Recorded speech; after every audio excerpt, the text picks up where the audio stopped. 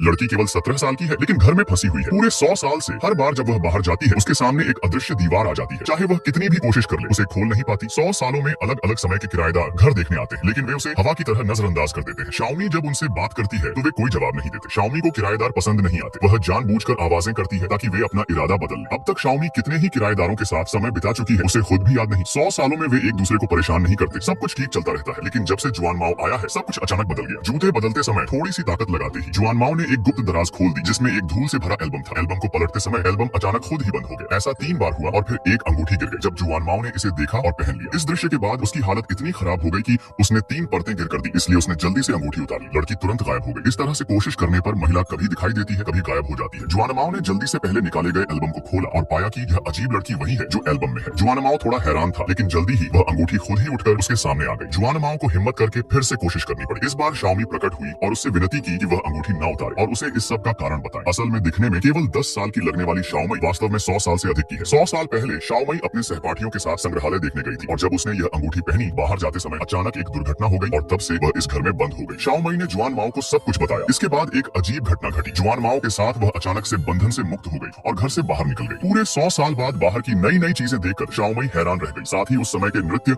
और संगीत के बारे में शाओमी ने जुआन माओ को ध्यान से सिखाया। जल्दी ही वे दोनों पीढ़ियों के बीच के अच्छे दोस्त बन गए। यह बात जल्दी ही जुआन माओ की सहपाठी शाओ चियान जो थोड़ी बहुत जादू जानती थी को पता चल गई। जुआन माओ का चेहरा दिन ब दिन पीला होता देख शाओ चियान ने उसे सचेत किया। जिया माओ ने पहले तो इनकार किया लेकिन जब उसने शाओ चियान की बातों को सच पाया तो सब कुछ बता दिया। शाओ चियान के अनुसार शाओ मेई के बंधन का कारण यह अंगूठी है और अगर दोनों अंगूठियों को एक साथ रखा जाए तो वह बंधन से मुक्त होकर सही रास्ते पर लौट सकती है। इसलिए जिया माओ ने शाओ मेई को समय पर सूचित किया शाओ चियान की मदद से।